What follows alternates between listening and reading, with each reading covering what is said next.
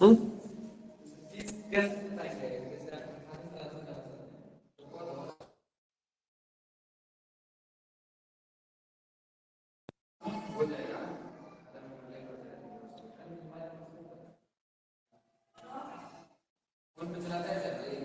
हम कौनों के नहीं चलाते। हाँ? किसके? हाँ।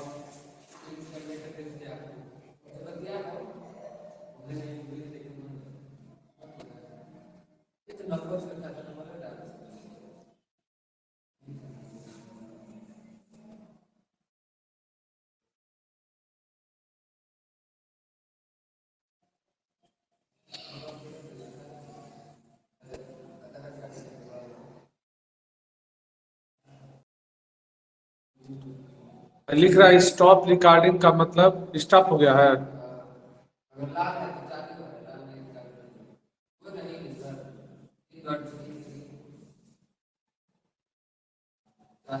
चालू है।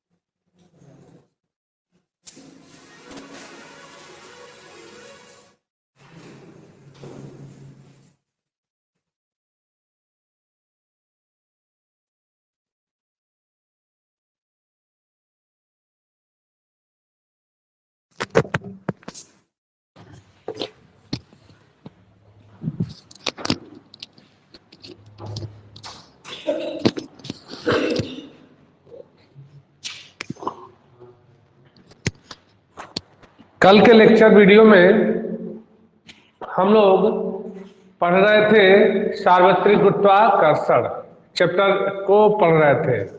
आज सार्वत्रिक गुरुत्वाकर्षण समाप्त हो गया है तो नया चैप्टर हम लोग पढ़ेंगे पलायन वेग। पलायन वेग, तो पलायन वेग के बारे में हम लोग आज नया चैप्टर के को स्टार्ट करें।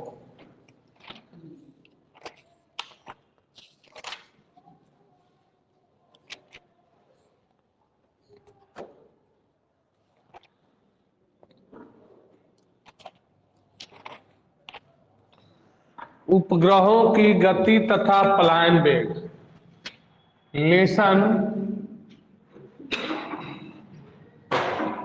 14।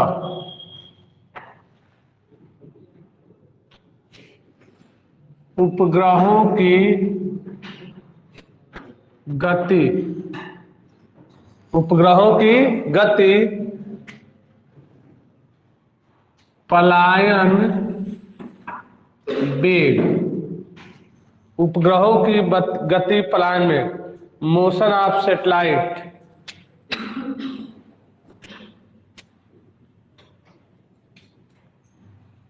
Motion of satellite,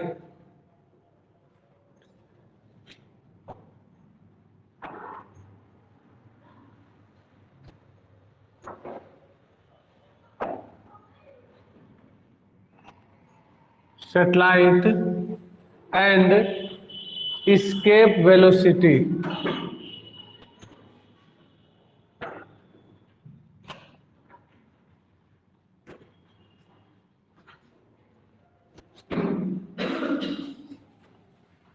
escape velocity उपग्रह की परिभाषा हो गया है।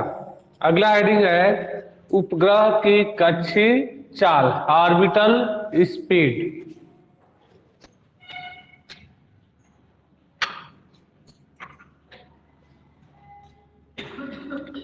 उपग्रह की कक्षीय चाल,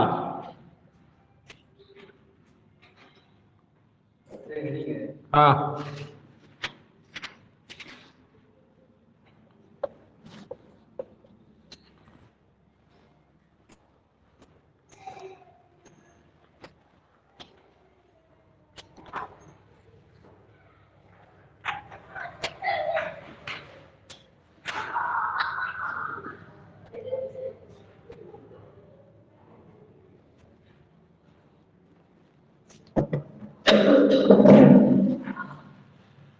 तो देखेंगे कच्छी चाल किसे कहते हैं। जैसे यह आपका सूर्य है, यह शिव, यह आपके ग्रह है, ग्रह है आपका। सपोज दैट पृथ्वी है, ये आपका कह सकते हैं कि मंगल है, ये आपका बुध है, ये बृहस्पति है, ये शुक्र है, ये शनि है, ये आपका अरुण है, और ये आपका वरुण है। तो सूर्य के चारों तरफ ग्रह चक्कर लगाते हैं। तो ये 8 ग्रह क्या कर रहे हैं, चक्कर लगा रहे हैं। और इस ग्रह के चारों तरफ क्या चक्कर लगाते हैं, उपग्रह। तो कोई भी उपग्रह जो होते हैं, ग्रह के चारों तरफ जिस नियत चाल से, जिस नियत वेग से चक्कर लगाते हैं, उस नियत वेग को हम उस उपग्रह की कच्छी चाल कहते हैं, जिसको हम v0 से प्रदर्शित करते हैं।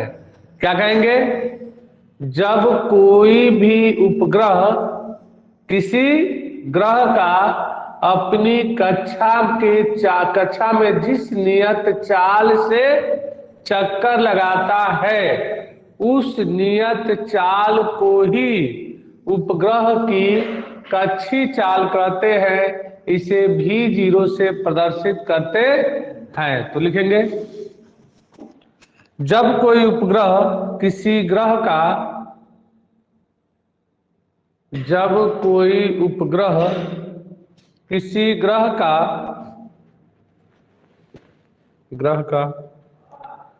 अपनी कक्षा में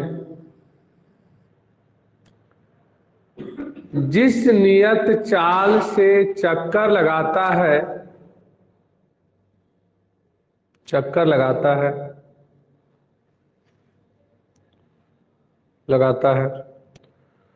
उस नियत चाल को उपग्रह की कक्षीय चाल कहते हैं।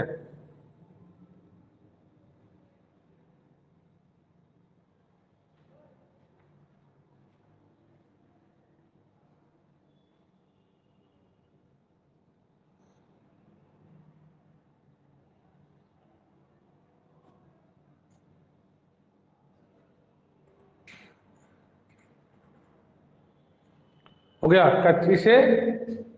कच्छी चाल कहते हैं। इसे v0 से व्यक्त करते हैं, इसे v0 से व्यक्त करते हैं।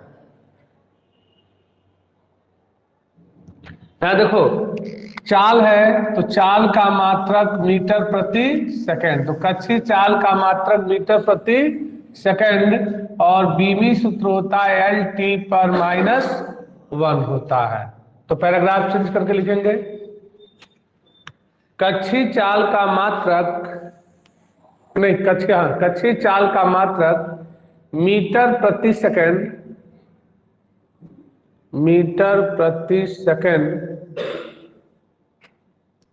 तथा बीमी सूत्र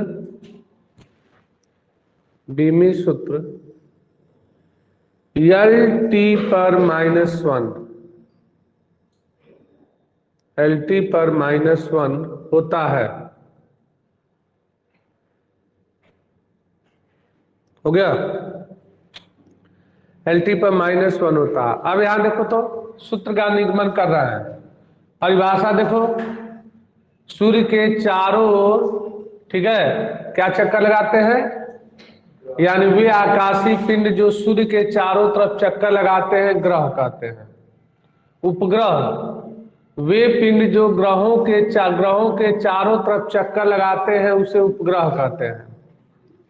उपग्रह की कक्षीय चाल, कोई भी उपग्रह किसी ग्रह के चारों तरफ अपनी कक्षा में जिस नियत चाल से चक्कर लगाता है उस नियत चाल को उपग्रह की कक्षीय चाल कहते हैं। इसे भी जीरो से व्यक्त करते हैं और कक्षीय चाल का मात्रक मीटर प्रति सेकंड, जबकि विमी सूत्र LT पर -1 होता है। कंफर्म हो गया? अब सुनेंगे। अब यहां पर इसके लिए सूत्र का निर्माण करेंगे तो कहेंगे माना स्मॉल यम द्रव्यमान का एक उपग्रह पृथ्वी जिसका द्रव्यमान यमी है, इसके चारों तरफ स्मॉल r त्रिज्या के वृत्ताकार कक्षा में चक्कर लगाता है, जिसके द्वारा इस पृथ्वी वृत्ताकार कक्षा में चक्कर लगाता है तो उपग्रह द्वारा पृथ्वी के केंद्र की तरफ एक अभिकेंद्र बल क्या कार्य करेगा? mv²/r कार्य करेगा। उपग्रह द्वारा ग्रह के इस केंद्र की तरफ अभिकेंद्र बल mv²/r कार्य करता है, ठीक है। तथा इस उपग्रह और इस पृथ्वी के मध्य एक आकर्षण बल कार्य करेगा जिसे गुरुत्वाकर्षण बल कार्य कहते हैं। इस गुरुत्वाकर्षण बल का मान उपग्रह द्वारा पृथ्वी के केंद्र की तरफ लगने वाले अभिकेंद्र बल के मान के बराबर होता है। अर्थात क्या लिख सकते हो? अर्थात गुरुत्वाकर्षण बल बराबर किस बल के मान के बराबर होता है? अभिकेंद्र बल के मान के बराबर होता है। अब गुरुत्वाकर्षण बल का सूत्र पढ़ चुके हो पिछले चैप्टर में, Gm और अपान दूरी r है तो r का स्क्वायर, और अभिकेंद्र बल होता है mv²/r। तो यम आप भी नहीं लिखेंगे, भी जीरो का, क्योंकि यह उपग्रह ग्रह के चारों तरफ भी जीरो कक्षीय चाल से चक्कर लगा रहा है। तो यम भी जीरो का स्क्वायर/r, यम से यम कट गया, एक r से एक r कट गया, तो क्या बचा? भी जीरो का स्क्वायर बराबर Gme/r। ये वर्ग को पक्षांतर करेंगे तो अंडर रूट आ जाएगा, तो भी जीरो बराबर अंडर रूट क्या हो जाएगा? Gme/r। ये उपग्रह की कक्षीय चाल का व्यंजक हो गया, ठीक है। अब कहेंगे यदि उपग्रह पृथ्वी के सतह, जैसे ये पृथ्वी है और ये इसकी त्रिज्या आरी है, ठीक है, और यह इसका केंद्र O है। अब पृथ्वी का द्रव्यमान यमी है और यदि कोई उपग्रह जो है क्या कर रहा है?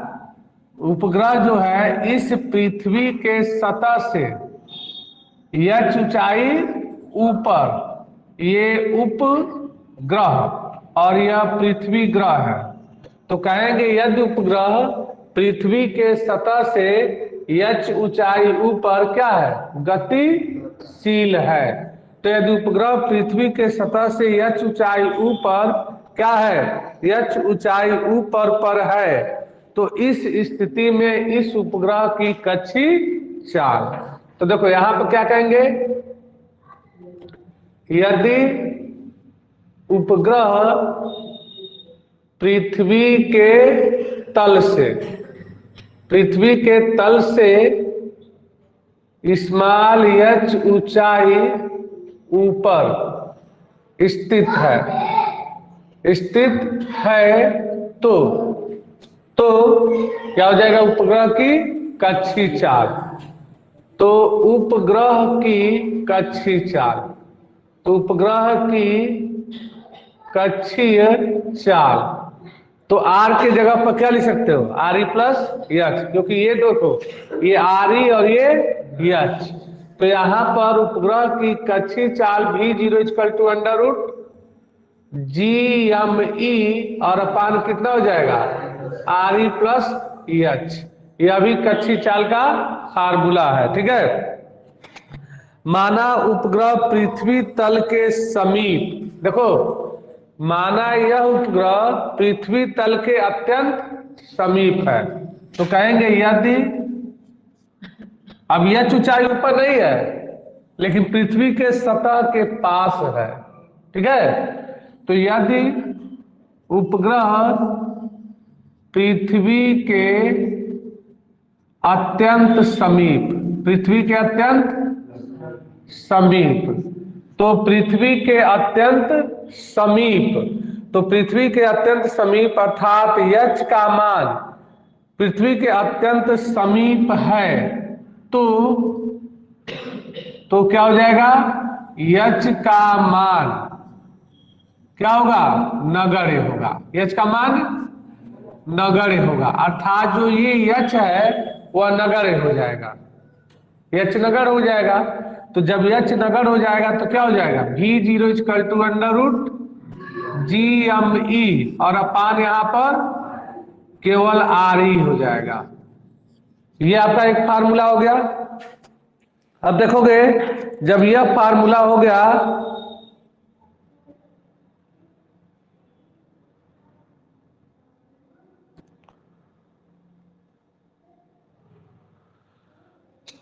हाँ, तो देखो जब यह फार्मूला हो गया अर्थात यहां पर क्या हो जाएगा, अत्यंत समीप स्थित है। तो जब अत्यंत समीप स्थित है तो इस स्थिति में अब देखो ये तीन व्यंजक प्राप्त हुए कक्षीय चाल का, V0 बराबर under root GME upon R, एक V0 बराबर GME upon RE plus H और एक V0 equal to GME upon RE। अब देखो इसी गुरुत्वीय त्वरण स्मॉल g के पदों में, अर्थात कक्षीय चाल V0 का मान किस पदों में, स्मॉल g के पदों में। तो हम जानते हैं वी नो डैट छोटका जी और बड़का जी में संबंध, तो g बराबर GME और अपान RE का स्क्वायर, तो त्रियक क्या कर दें, गुणा कर दें, तो GME बराबर GRE का स्क्वायर। ठीक है, तो पहले सूत्र में ये देखो GME के जगह पर क्या लिख सकते हैं, बोलो GRE का स्क्वायर लिख सकते हैं। तो देखो तो अतः यहां पर इसको इक्वेशन नंबर 1 मान लें, इक्वेशन नंबर 1 मान लें, तो लिखेंगे समीकरण 1 से कक्षीय चाल V0 बराबर अंडर रूट GME के जगह पर GRE का स्क्वायर और अपान कितना R। अब यहां पर क्या कर दें, RE को अंडर रूट से बाहर कर दें, तो V0 बराबर अंडर रूट से बाहर हो जाएगा तो केवल क्या हो जाएगा RE और अंडर रूट G अपान R। यह एक व्यंजक हो गया और यह भी एक व्यंजक हो गया, दो व्यंजक हो गए, दो व्यंजक हो गए।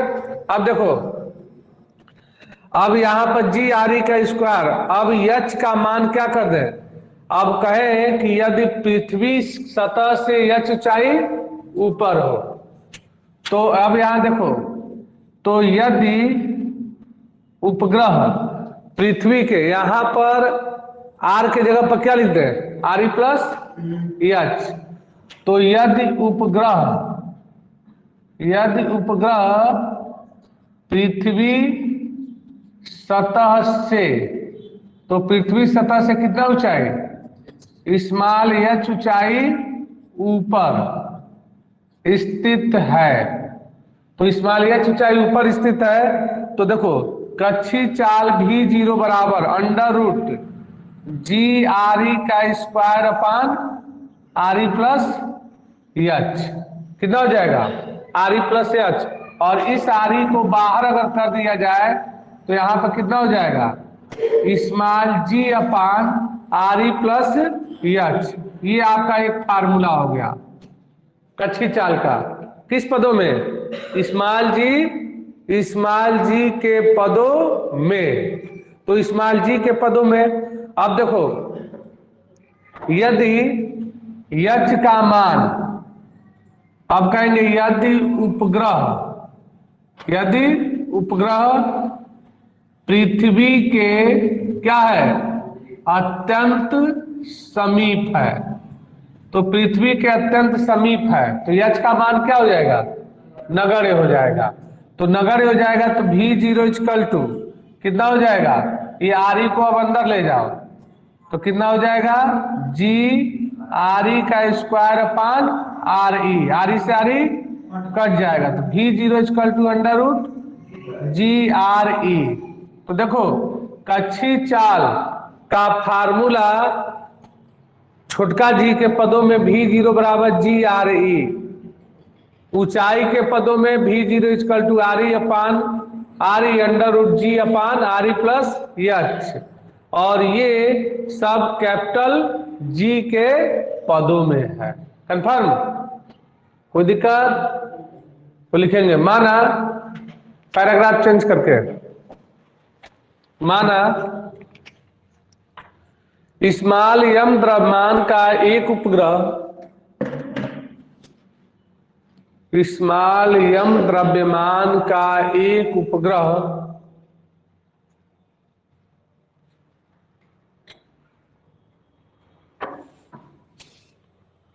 पृथ्वी के चारों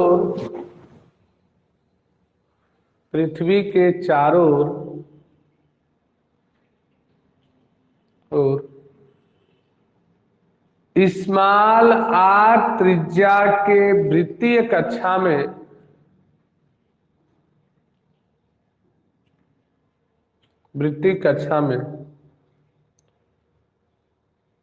V0 चाल से परिक्रमा कर रहा है, V0 चाल से परिक्रमा कर रहा है।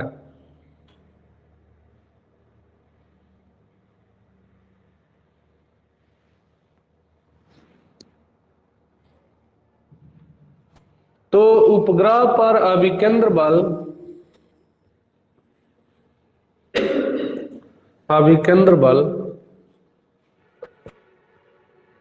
mv square upon r, mv0 का स्क्वायर अपान r, mv0 का स्क्वायर अपान r कार्य करता है,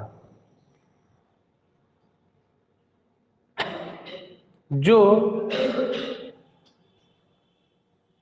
ग्रह तथा उपग्रह के बीच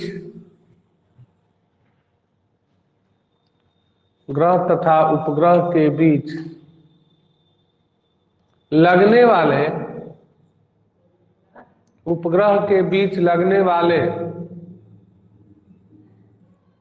वाले गुरुत्वाकर्षण बल के मान के बराबर होता है।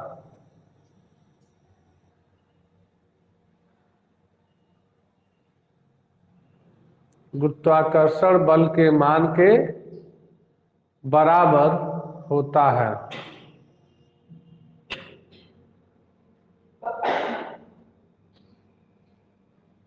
हो गया, लिख लो, गुरुत्वाकर्षण बल बराबर अभिकेंद्र बल, पूरा लिख लीजिए।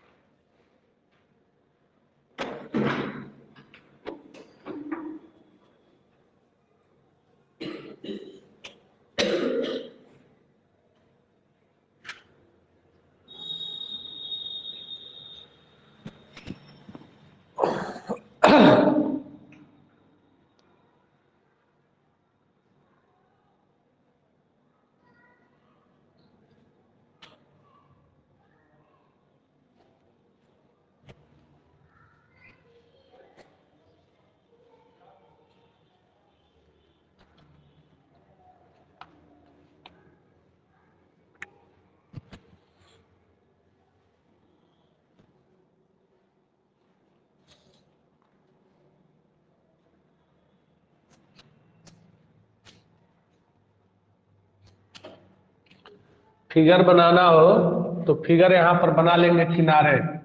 देखो ये पृथ्वी है, ये क्या है, पृथ्वी है। आप पृथ्वी के चारों तरफ क्या कर रहा है, एक ये उपग्रह है, जो ये 8 त्रिज्या के उपग्रह का द्रव्यमान है, और यह 8 त्रिज्या के वृत्तीय कक्षा में v0 से गति कर रहा है। ठीक है, तो उपग्रह द्वारा इसके केंद्र की तरफ अभिकेंद्र बल कार्य करता है, और इस अभिकेंद्र बल का मान उपग्रह और पृथ्वी के बीच लगने वाले गुरुत्वाकर्षण बल के मान के बराबर होता है। ठीक है, तो इसी तरह जब मान रखेंगे तो ये तीनों आपका आ जाएगा।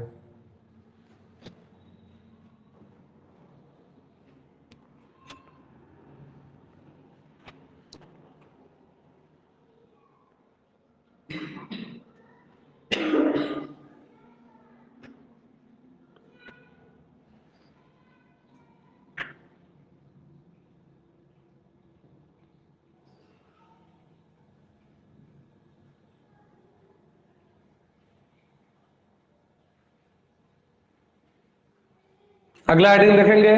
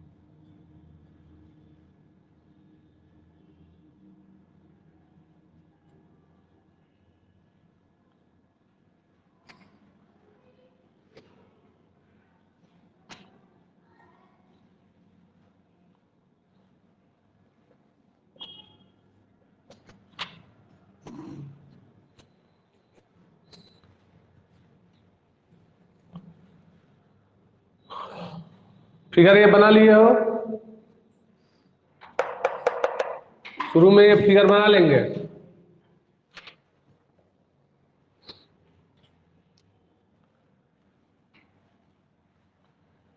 हाँ देखेंगे,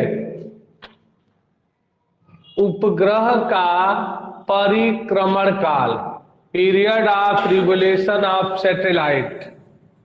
उपग्रह का परिक्रमण काल किसे कहते हैं, आवर्त काल समझते हो, एक पूरा चक्कर लगाने में लगे समय को आवर्त काल कहते हैं, जिसे टी से व्यक्त करते हैं।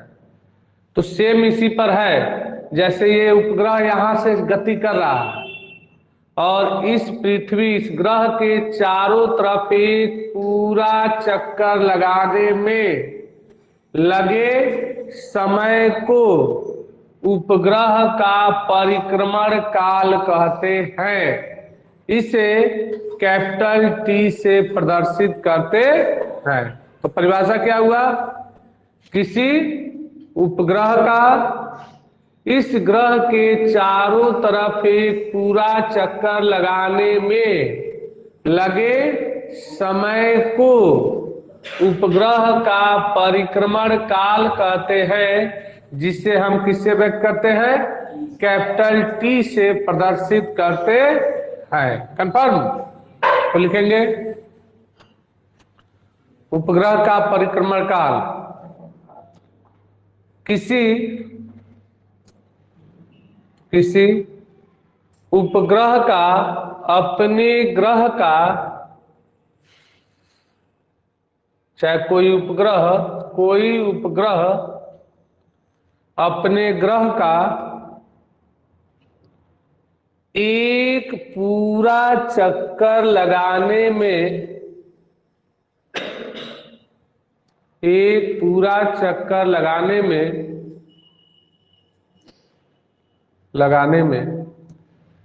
जितना समय लेता है,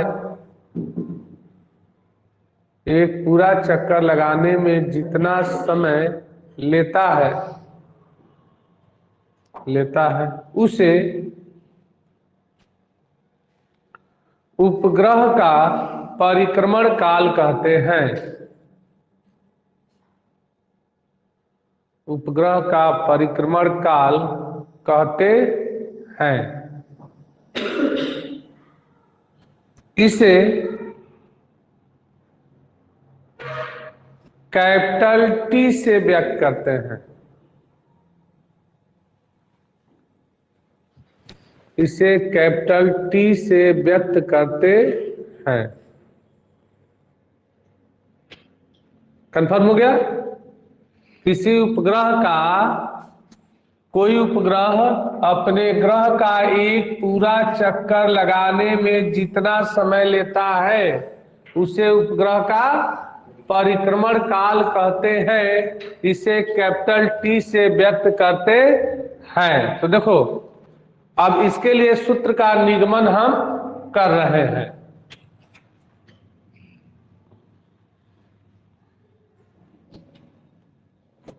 देखो, उपग्रह का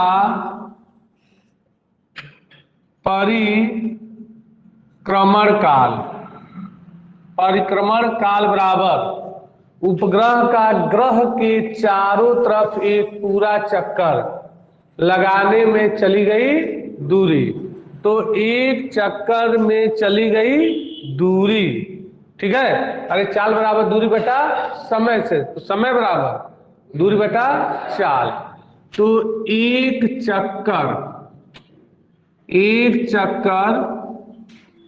पूरा करने में चली गई दूरी, तो चली गई दूरी अब बटा कक्षीय चाल, बटा कक्षीय चाल, ये हो गया। अब परिक्रमण काल को कैपिटल टी से व्यक्त करते हैं। तो अगर वृत्ताकार पथ पर एक पूरा चक्कर लगाता है कोई भी पिंड या वस्तु या उपग्रह, तो कितनी दूरी तय करता है? अपने परिधि के बराबर दूरी तय करता है। तो कितना हो जाएगा? एक पूरा चक्कर में कितनी दूरी? तो 2 पाई आर। अब कक्षीय चाल कितना है? v0, ठीक है? हम जानते हैं v0 बराबर अंडर रूट GME/r। अभी जस्ट पता है, मान भर दे। तो परिक्रमण काल t बराबर 2 pi r upon under root कितना हो जाएगा? GME/r। तो ये कहाँ चलाएगा? ऊपर। तो t बराबर कितना हो जाएगा? 2 pi r into under root r upon GME। हो सकता है? अरे ऊपर चला जाएगा। अब r को अंदर कर दो, तो t बराबर 2 पाई, और r जब अंदर जाएगा तो r स्क्वायर हो जाएगा अंडर रूट के अंदर। तो r स्क्वायर और r कितना हो जाएगा? आर क्यू, एक अक्षर बढ़ा दे रहे हैं, आर अंदर जाएगा तो R square, I into R और अपान जी एम ई। तो परिक्रमण काल टी बराबर 2 पाई और under root R Q upon G M E, ये फार्मूला हो गया। यदि उपग्रह, ये पृथ्वी जिसका द्रव्यमान यमी त्रिज्या आ रही, यदि उपग्रह पृथ्वी के सतह से h ऊंचाई ऊपर गति करता है, ठीक है, तो कहेंगे यदि उपग्रह पृथ्वी सतह से स्मॉल h ऊंचाई, तो स्मॉल h ऊंचाई ऊपर गति करता है तो परिक्रमण काल, तो परिक्रमण काल कितना होगा बाबू? तो परिक्रमण काल यहां देखेंगे टी बराबर 2 पाई अंडर रूट, आर के जगह पर क्या लिख सकेंगे? आर ई प्लस एच, अरे दूरी त्रिज्या आर ई और ऊंचाई एच, तो आर के जगह पर आर ई प्लस एच का होल क्यू और अपान जी एम ई। और थर्ड केस, यदि उपग्रह पृथ्वी के एच ऊंचाई नहीं, पृथ्वी के अत्यंत समीप गति करता है, ठीक है, तो जब अत्यंत समीप गति करेगा तो एच का मान क्या हो जाएगा? नगण्य। तो कहेंगे यदि उपग्रह पृथ्वी के अत्यंत समीप गति करता है, तो अत्यंत समीप गति करता है तो आवर्त काल टी बराबर 2 पाई और अंडर रूट ये एच हट जाएगा, तो R E square upon G M E, R E का क्यू और अपान जी एम ई, ये आपका फार्मूला हो जाएगा, ठीक है।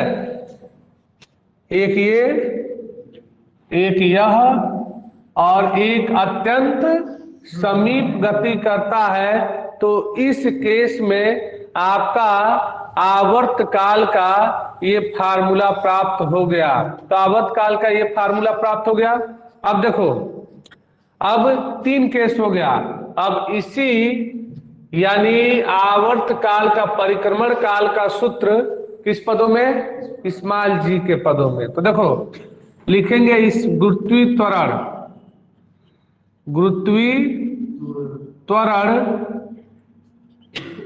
स्मॉल जी के पदों में। तो गुरुत्वीय त्वरण स्मॉल जी के पदों में देखो, यहां पर आवर्त काल टी बराबर 2 पाई और अंडर रूट आर क्यू की जगह पर आर क्यू और अपान जी एम ई के जगह पर देखो जी एम ई, अभी जस्ट बताया है, चूंकि स्मॉल जी बराबर जी M E upon are E का स्क्वायर, तो जी एम ई बराबर स्मॉल जी आर ई का स्क्वायर होगा कि नहीं होगा? तो इस जी एम ई के जगह पर जी आर ई, तो जी आर ई का स्क्वायर, ये आपका फार्मूला हो जाएगा, ठीक है। अब देखो, अब आर ई के, आर के जगह पर क्या बढ़ रहे? आर ई प्लस एच का होल क्यू, तो परिक्रमण काल टी बराबर 2 pi under root R E plus H का होल क्यू और अपान जी आर ई का स्क्वायर, ये आपका फार्मूला हो गया। और सेकंड केस, अगर एच का मान नगण्य हो जाए जैसे यहां पर, ठीक है, तो परिक्रमण काल टी बराबर 2 pi under root R E का क्यू, आर ई का कितना हो जाएगा? क्यू, और जी एम ई के जगह पर जी आर ई का स्क्वायर, तो 2 आर ई से 2 आर ई कैंसिल, तो परिक्रमण काल टी बराबर 2 पाई अंडर रूट, ऊपर कुछ बचा आर ई और नीचे क्या बचा? जी। तो देखो, स्मॉल जी के पदों में परिक्रमण काल का 3 फार्मूला, 1 2 3, और कैपिटल जी के पदों में 3 फार्मूला, 1 2 3। तो 3 फार्मूले क्या हो गए, तीनों के प्राप्त हो जाते हैं। तो ये आपका परिक्रमण काल का सूत्र हो गया। कंफर्म, बोलिए, लिख लेंगे। यानी कोई भी उपग्रह किसी भी ग्रह के चारों तरफ एक पूरा चक्कर लगाने में जितना समय लेता है, उपग्रह का परिक्रमण काल कहते हैं, जिसे कैपिटल टी से व्यक्त करते हैं। ठीक है। और परिक्रमण काल बराबर चाल बराबर दूरी बटा समय से एक चक्कर में चली गई दूरी बटा कच्छी चाल। एक चक्कर में 2 पाई आर, कच्छी चाल भी जीरो।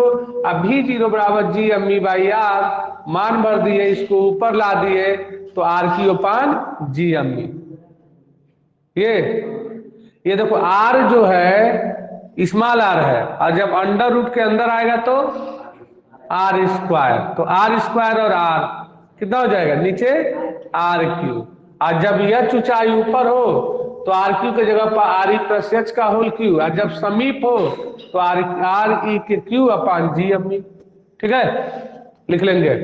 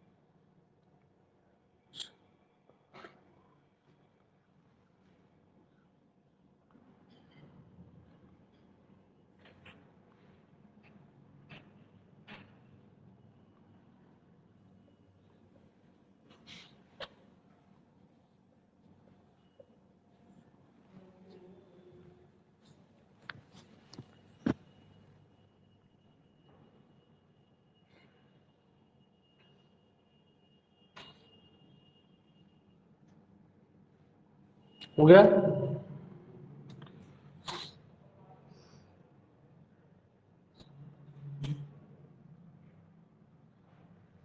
अब देखेंगे अगला हेडिंग है भूतुल्यकाली उपग्रह, चाहे केवल तुल्यकाली उपग्रह भी कहा जाता है। वह उपग्रह जिसका आवर्तकाल पृथ्वी के आवर्तकाल कितना होता है 24 घंटा। तो पृथ्वी के आवर्तकाल 24 घंटा के बराबर होता है। तो ऐसे उपग्रह को हम क्या कहते हैं भू उपग्रह या भूतुल्यकाली उपग्रह कहते हैं। अगर किसी उपग्रह का आवर्तकाल पृथ्वी के आवर्तकाल के बराबर हो जाए तो जैसे लगेगा कि वह उपग्रह क्या है एकदम स्थिर है, जैसे लगभग नहीं करेगा कि गति कर रहा है, क्योंकि दोनों का आवर्तकाल क्या होगा आपस में बराबर होगा। तो क्या बताया है वह उपग्रह जिसका आवर्तकाल पृथ्वी के आवर्तकाल 24 घंटे के बराबर होता है। तो ऐसे उपग्रह को हम भूतुल्यकाली उपग्रह कहते हैं।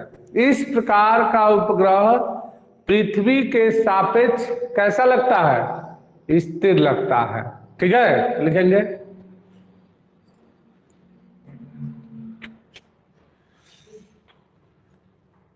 यदि पृथ्वी के किसी कृत्रिम उपग्रह का आवर्तकाल यदि पृथ्वी के किसी कृत्रिम उपग्रह का आवर्तकाल कृत्रिम उपग्रह का आवर्तकाल पृथ्वी के आवर्तकाल कोष्टक में 24 घंटा कोष्टक में 24 घंटा कोष्टक बंद है, तो वह उपग्रह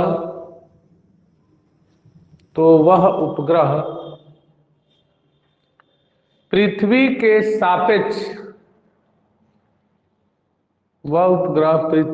सापेक्ष स्थिर दिखाई देता है।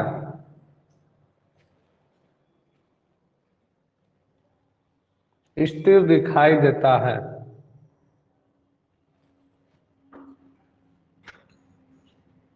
तो इस प्रकार के उपग्रह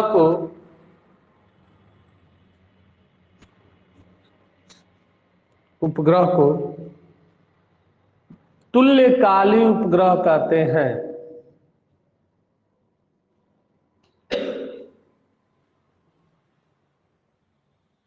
तुल्यकाली उपग्रह कहते हैं। हो गया। देखो आता एग्जाम्पल में परिभाषा में तुल्यकाली उपग्रह किसे कहते हैं इसकी विशेषताएं दीजिए। तो हेडिंग डालो भूतुल्यकाली उपग्रह की विशेषताएं। भूतुल्यकाली उपग्रह की विशेषताएं। भूतुल्यकाली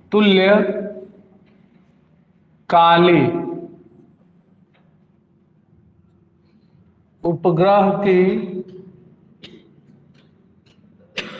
विशेषताएं। भूतुल्यकाली उपग्रह की विशेषताएं।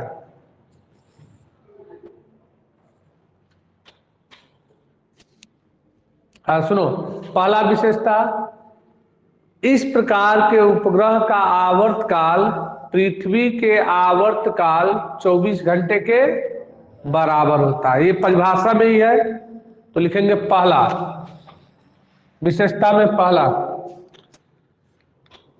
इस उपग्रह का परिक्रमण काल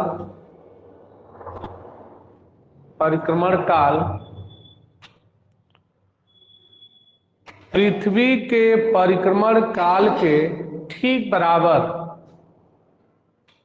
पृथ्वी के परिक्रमण काल के ठीक बराबर कोष्ठक में 24 घंटा होता है।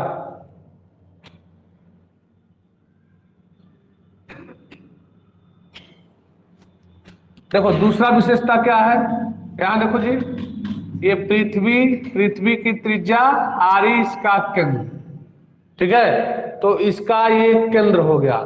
तो इस प्रकार के उपग्रह पृथ्वी के सतह से लगभग 3600 किलोमीटर की ऊंचाई पर ऐसे उपग्रह को क्या किया जाता, स्थापित किया जाता है। तो भूतुल्यकालीन उपग्रह की पृथ्वी तल से ऊंचाई कितनी होती है, 3600 किलोमीटर होता है। तो दूसरा विशेषता, पृथ्वी तल से इसकी ऊंचाई, पृथ्वी तल से इसकी ऊंचाई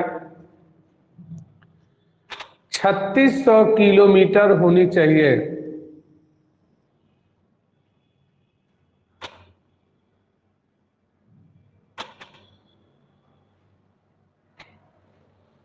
यहां देखो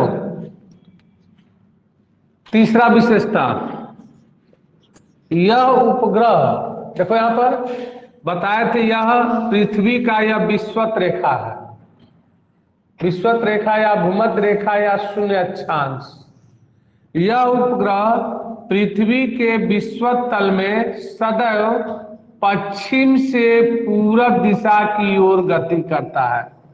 तो तीसरी विशेषता क्या हो गया कि भूतुल्यकालीन उपग्रह पृथ्वी के विषुवत तल में किस दिशा से किस दिशा, पश्चिम से पूरब, क्योंकि पृथ्वी भी पश्चिम से पूर्व की तरफ गति करता है, तो भूतुल्यकालीन उपग्रह भी पश्चिम से पूर्व दिशा में क्या करता है, गति करता है। तो लिखेंगे तीसरा, ये उपग्रह पृथ्वी के विषुवत तल में, विषुवत तल में सदैव पश्चिम से पूर्व दिशा की ओर, पश्चिम से पूर्व दिशा की ओर गति करते हैं। गति करते हैं।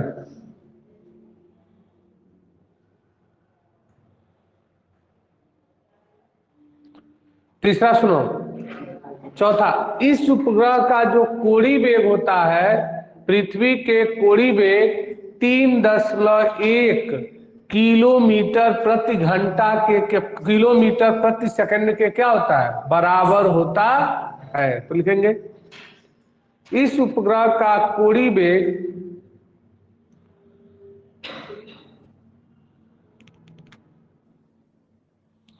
पृथ्वी के कोणीय वेग के, कोणीय वेग के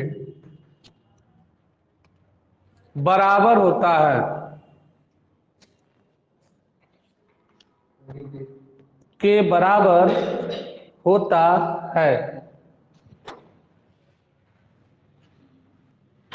अगला हेडिंग जो बहुत इंपॉर्टेंट हेडिंग है, उपग्रहों में भारहीनता।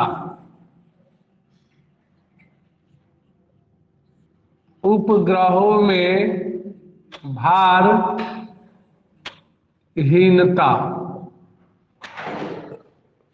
भारहीनता, state of weightless in satellite. उपग्रहों में भारहीनता,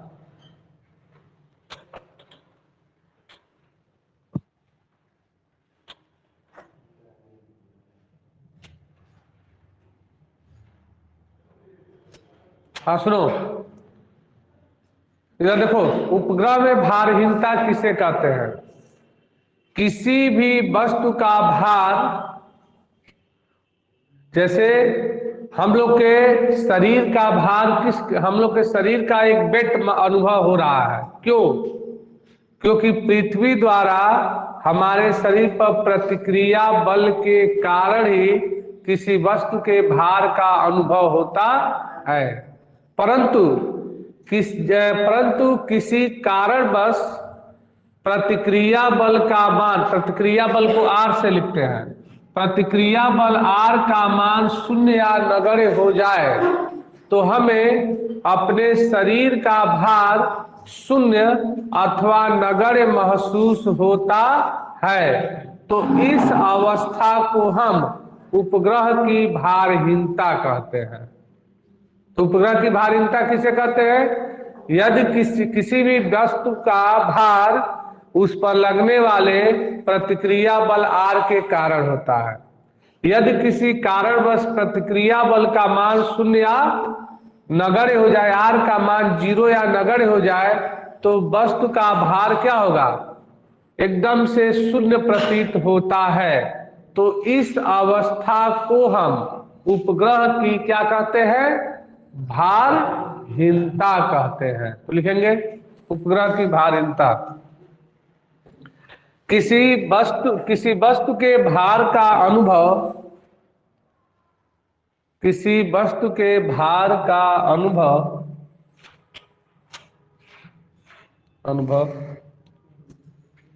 वस्तु पर लगने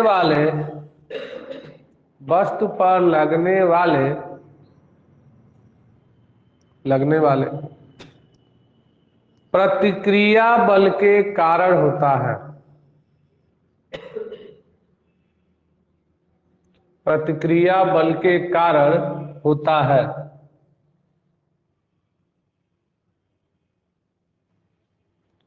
जो किसी अन्य वस्तु द्वारा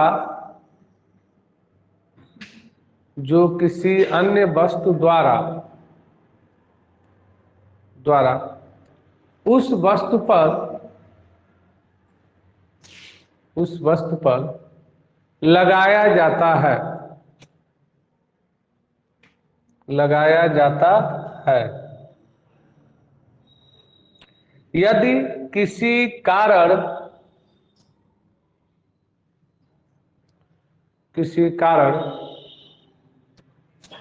प्रतिक्रिया बल का मान नगण्य हो जाए, प्रतिक्रिया बल का मान नगण्य हो जाए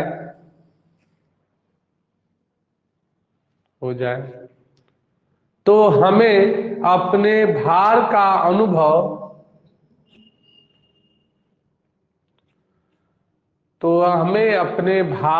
अनुभव शून्य प्रतीत होता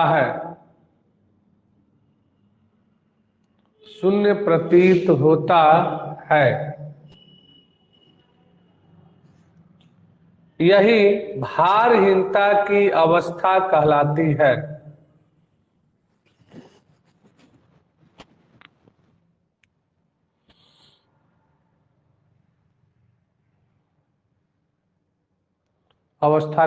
है। Paragraph change. माना स्मॉल यम द्रव्यमान का एक उपग्रह,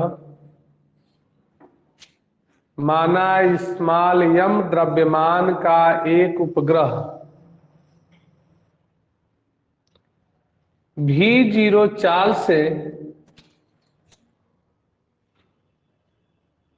से पृथ्वी जिसका द्रव्यमान यमी है,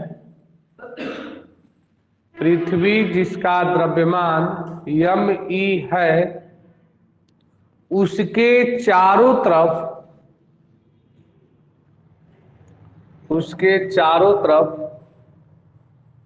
R त्रिज्या के कक्षा में परिक्रमा कर रहा है। स्मॉल r त्रिज्या के कक्षा में परिक्रमा कर रहा है।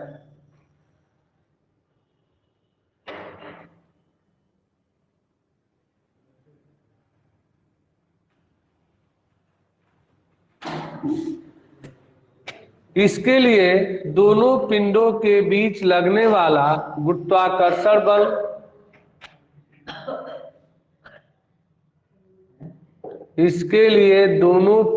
पर लगने वाला गुरुत्वाकर्षण बल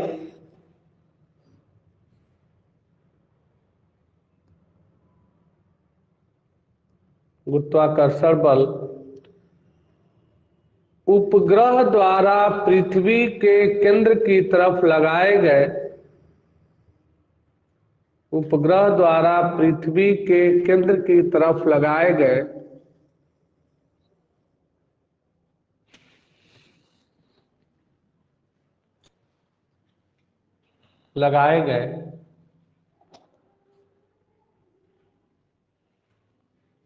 उपग्रह द्वारा पृथ्वी की केंद्र की तरफ लगाए गए अभिकेंद्र बल के बराबर होता है। अभिकेंद्र बल के बराबर होता है। देखो यहां पर माना ये पृथ्वी जिसका द्रव्यमान यमी है और इस पृथ्वी से r दूरी पर स्मॉल m द्रव्यमान का एक उपग्रह यानी v0 कक्षीय चाल से क्या कर रहा है, गति कर रहा है। तो इस उपग्रह द्वारा इसके केंद्र की तरफ क्या कार्य करता है, अभिकेंद्र बल कार्य करता है। और इस अभिकेंद्र बल का मान यानी इसके बीच लगने वाले गुरुत्वाकर्षण बल के मान के बराबर होता है। गुरुत्वाकर्षण बल के मान के बराबर होता है। तो बराबर होता है, तो इस स्थिति में यहां पर देखो, अर्थात गुरुत्वाकर्षण बल बराबर, देखो प्रूफ कर रहा है, गुरुत्वाकर्षण बल बराबर अभिकेंद्र बल, गुरुत्वाकर्षण बल बराबर अभिकेंद्र बल के मान के बराबर होता है। अब गुरुत्वाकर्षण बल का सूत्र होता है G(m)(E)m और अपान कितना हो जाएगा, r का स्क्वायर, और अभिकेंद्र बल का सूत्र होता है mv0 का स्क्वायर बाई r। m से m काट दो, r से r नहीं काटना है, काट दोगे तो सूत्र का निगमन नहीं होगा। तो कितना हो जाएगा, v0 का स्क्वायर बाई r, तो v0 का square by r equal to कितना बचा, G(m)(E) अपान r का स्क्वायर, इक्वेशन नंबर 1। और देखो अंतरिक्ष यात्री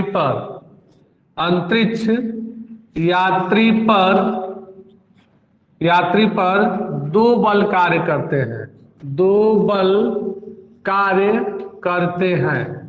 कौन कौन से बल कार्य करते हैं, तो एक गुरुत्वाकर्षण बल और एक प्रतिक्रिया बल, ठीक है। अतः अंतरिक्ष यात्री पर नेट बल जो होता है वह कितना होगा, तो कहेंगे अंतरिक्ष यात्री पर दो बल कार्य करते हैं, गुरुत्वाकर्षण बल, तो गुरुत्वाकर्षण बल तथा प्रतिक्रिया बल, प्रतिक्रिया बल। अतः कार्यरत नेट बल, अतः अंतरिक्ष यात्री पर कार्यरत नेट बल, तो नेट बल कितना होगा, तो नेट बल बराबर होगा यानी G(m)(E)m अपान r स्क्वायर, अर्थात गुरुत्वाकर्षण बल में से ये प्रतिक्रिया बल r को क्या किया जाए, घटा दिया जाए।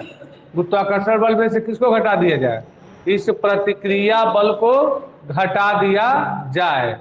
और इस उपग्रह द्वारा इसके केंद्र की तरफ लगने वाले गुरुत्वाकर्षण बल का मान अभिकेंद्र बल के मान के बराबर होता है। तो अब यहां पर क्या लिखेंगे, अतः गुरुत्वाकर्षण बल, तो गुरुत्वाकर्षण बल बराबर किस बल के मान के बराबर होता है, तो अभिकेंद्र बल के मान के बराबर होता है। तो गुरुत्वाकर्षण बल का सूत्र देखो, तो गुरुत्वाकर्षण बल का सूत्र होता है G(m)(E)m अपान r का स्क्वायर और माइनस r, यही r क्या है, प्रतिक्रिया बल, इसी को शून्य कर देना है। अब बराबर अभिकेंद्र बल mv0 का स्क्वायर बाई r, ठीक है। अब देखो ऊपर नीचे m से गुणा और नीचे m से भाग दे दो तो कोई अंतर तो नहीं आएगा, अरे ऊपर गुणा किए नीचे भाग दे दिए, ठीक है। तो क्या लिखेंगे, ऊपर नीचे दोनों पक्षों में दोनों पक्षों में स्मॉल यम से गुणा करने पर। तो स्मॉल यम से गुणा करने पर, ऊपर भी गुणा कर दे और नीचे भी गुणा कर दे, ठीक है। तो ऊपर नीचे स्मॉल यम से गुणा कर दिया जाए, किस पक्ष में? तो दोनों पक्ष में, अर्थात बाएं पक्ष और दायां पक्ष दोनों में हम क्या कर दें? स्मॉल यम। तो स्मॉल यम को कॉमन लेकर के भाग दे दिया जाएगा।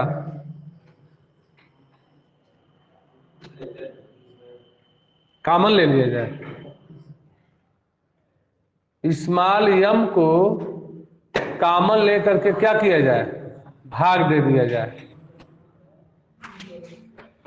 स्मॉल यम को कॉमन लेकर के भाग देने पर, ये लिखोगे, ऊपर नीचे नहीं, सीधे लिखेंगे स्मॉल यम को कॉमन लेकर और क्या देने पर? भाग देने पर भाग दे दिया जाए। तो देखो कितना हो जाएगा, यहां पर जी एम ई यम और आर स्क्वायर इंटू यम हो जाएगा। अब माइनस इसमें भी यम से भाग दे दें तो आर बाई यम, इसमें भी यम से भाग दे दें तो यम भी 0 का स्क्वायर बाई आर इंटू यम। अब देखो यम से यम कट गया, इस यम से यम कट गया, तो कितना बचा? G M E by R का square minus R by M is equal to भी 0 का स्क्वायर बाई आर। अब यहां देखो बाबू, समीकरण एक से, तो समीकरण एक से, तो समीकरण एक से देखो G M E upon R square के जगह पर क्या लिख सकते हो? भी स्क्वायर बाई आर लिखा जा सकता है। तो इसके जगह पर क्या लिख दें? भी 0 का स्क्वायर बाई आर, किससे? समीकरण एक से। तो इसके जगह पर लिख दें भी 0 का स्क्वायर बाई आर, अब माइनस कितना है? आर बाई एम, तो minus R by M equal to भी 0 का स्क्वायर बाई आर। तो कितना हो जाएगा? भी 0 का स्क्वायर बाई आर हो जाएगा। इसको इधर कर दो, इसको इधर कर दो, तो क्या हो जाएगा? ये इधर जाएगा तो माइनस आर बाई एम है, तो क्या हो जाएगा? Capital R by M. ये प्लस है, इधर आएगा तो माइनस हो जाएगा, तो ये घट जाएगा तो कितना हो जाएगा? 0। तो ये घट जाएगा तो 0, अब त्रियक गुणा कर दो तो आर बराबर यम गुणे 0 बराबर 0, अर्थात प्रतिक्रिया बल का मान क्या हो गया? 0 हो जाए। तो अगर प्रतिक्रिया बल का मान किसी कारणवश अगर 0 हो जाए तो हमें अपने भार का अनुभव क्या होगा? शून्य प्रतीत होगा। कब होगा? जैसे देखो प्रतिक्रिया बल कब नहीं लगेगा? जैसे अगर हम ऊंचाई से कूदे, ऊंचाई से कूदे तो उस स्थिति में लगता है कि हमारे शरीर का कोई भार ही नहीं है, 0 है, ठीक है। क्यों 0 लगता है? क्योंकि उस स्थिति में कूदते समय हमारे पैर के तलवे के नीचे क्या पृथ्वी टच में रहता है? नहीं रहता है। और जब पृथ्वी टच में नहीं रहेगा तो उस स्थिति में आर की वैल्यू 0 होगी, तो हमें अपने भार का अनुभव क्या प्रतीत होगा? शून्य। लिख लेंगे।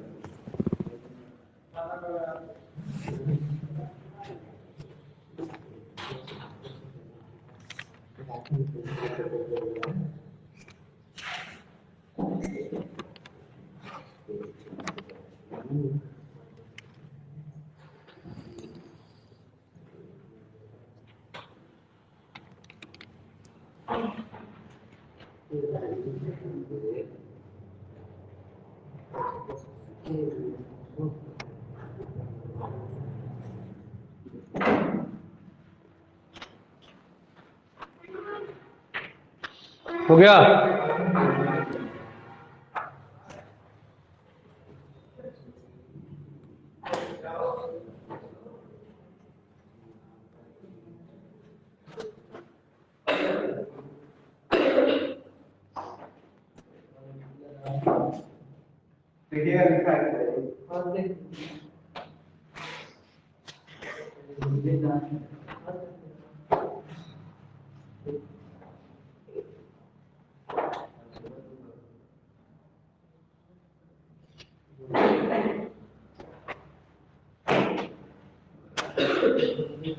नीचे लिख लेना एक लाइन। इससे सिद्ध होता है कि अंतरिक्ष यात्री पर, इससे सिद्ध होता है कि अंतरिक्ष यात्री पर प्रतिक्रिया बल नहीं लगता है। प्रतिक्रिया बल नहीं लगता है। अतः इसका भार शून्य होता है। इसका भार शून्य होता है। शून्य होता है। यही भारहीनता की अवस्था कहलाती है। यही भारहीनता की अवस्था कहलाती है।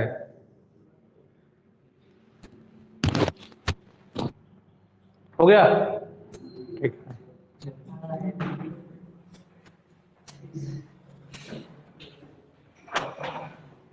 कल चैप्टर समाप्त हो जाएगा ये।